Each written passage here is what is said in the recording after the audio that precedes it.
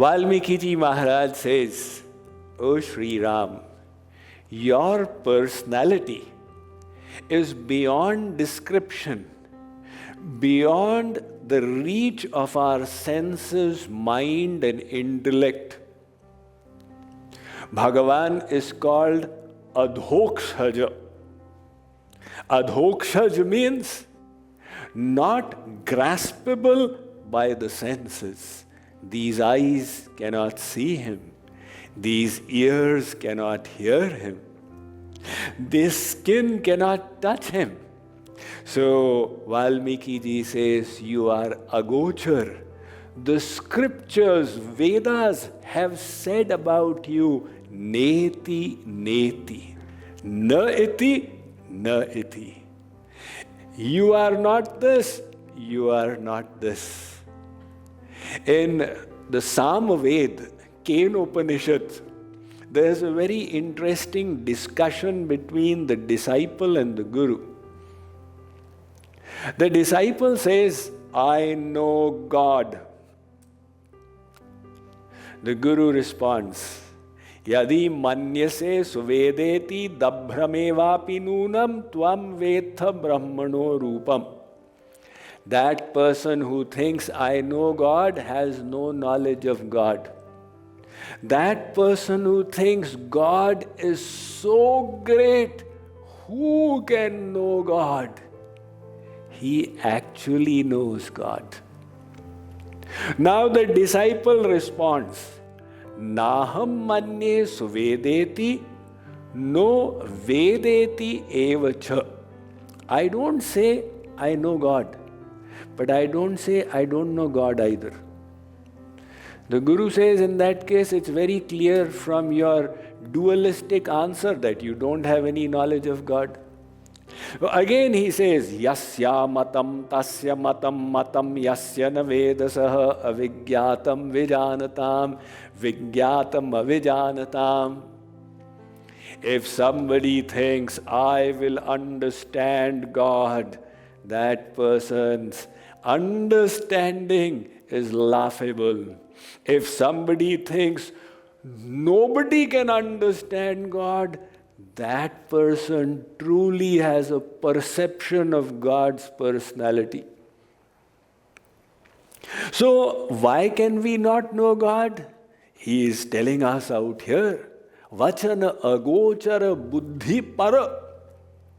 The Taittiriya Upanishad of the Yajurveda says, Yato vacho nivartante aprapya manasasah aprapya, not accessible by our material mind. Naisha tarkena matirapaneya, the Kathopanishad states, your logic cannot reach God because He is divine. And the intellect with which you reason is material. The Darshan Shastra says, Achintya khalu ye bhavan tans tarkena yojayet. And the Ramcharitmanas states elsewhere, Ram atarkya buddhi manabani mata hamar asa sunahu sayani. Ram atarkya. If you think with logic I will comprehend God, you need to think again. Why? Look, first of all, we just discussed, He is divine.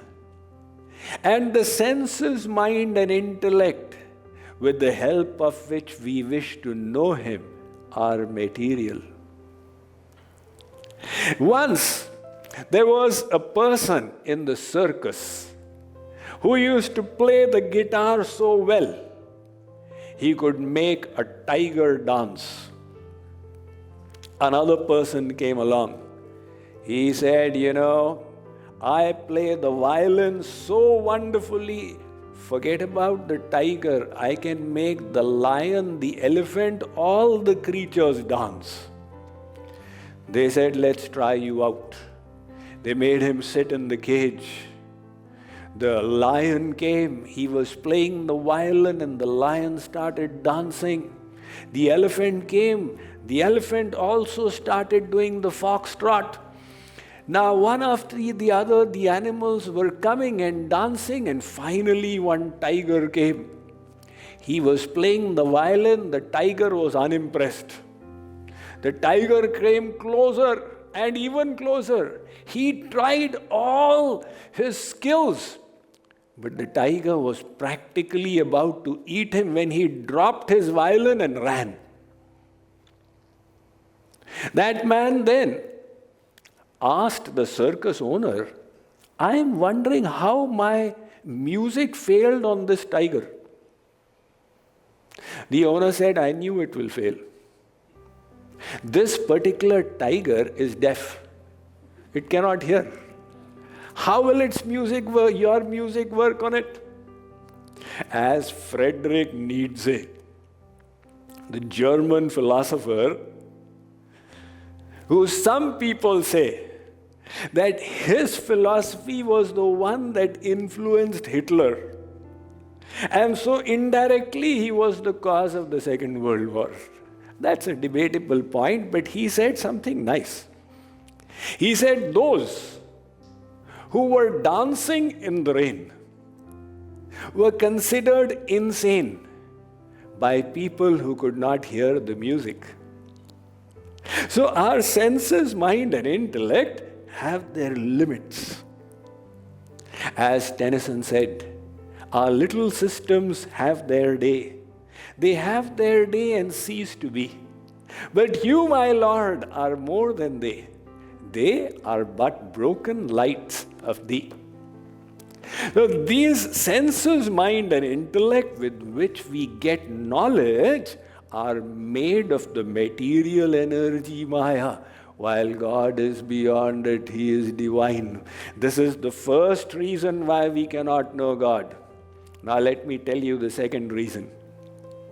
He is the inspirer, and our instruments of knowledge are inspired by Him. Yan manasana manute yena hurmano matam tadeva brahmatvam vidhi nedam yadidum apasate.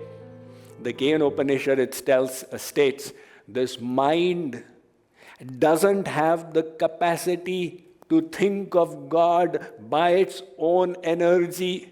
It is by the inspiration of God that it works. So it cannot become the inspirer of its own inspirer. That is the second reason why you cannot know God. Now the third reason. He is the illuminator. Jagata prakashya prakashakaramu mayadhis jnana gunadhamu.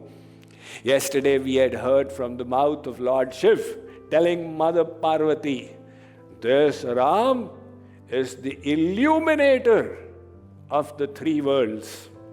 Tameva bhantam anubhati sarvam tasya bhasa sarvamidam vibhati.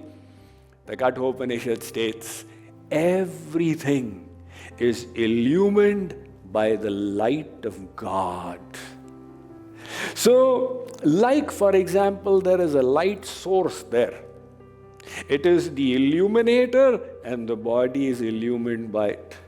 Now, can the body by its own light illumine its source? It's intellectually contradictory. Similarly, the Vedas say your senses, mind and intellect, your instruments of knowledge are illumined by God. They cannot become the illuminator of their illuminator. Now let me tell you the fourth reason. See, Maharshi Valmiki has said, Agochar, I am just detailing it. The senses, mind and intellect are upheld by God. People ask me, what is the definition of God? What is the definition of God? We'll come to it in the next couplet, but for now, a simple definition is, He is the creator of this world. Or another way to understand, He is the upholder of creation. All of this creation needs to be upheld. Who is upholding? That is God. Dyava prithivyav vidhrite tishtataha padosya vishva bhutane tripadasya divi. The Yajurved Purusha Suktam states, in 1/4 of His being, that Almighty is upholding infinite material universes. And 3/4 is His spiritual creation. So He is the upholder, like now let us say. Here is a watch. It is being upheld by the hand. Supposing we revert this relationship, can the watch be the upholder of the hand? Impossible. Similarly, the Vedas tell us that, look, God is the upholder of our senses, mind, and intellect.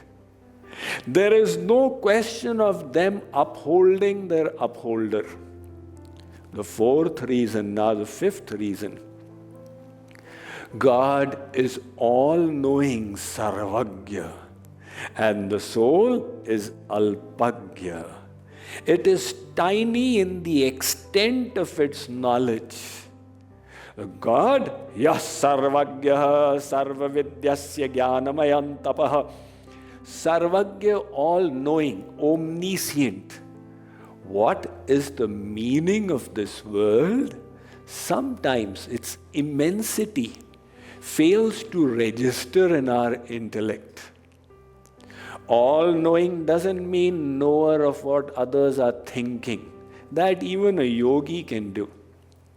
All-knowing means in infinite universes, within them in each universe, within that in each loka, within that in each country, and within it in each state, within it in each city, in each colony, in each house, and the innumerable jivas within that house. Remember, there are insects, there are germs.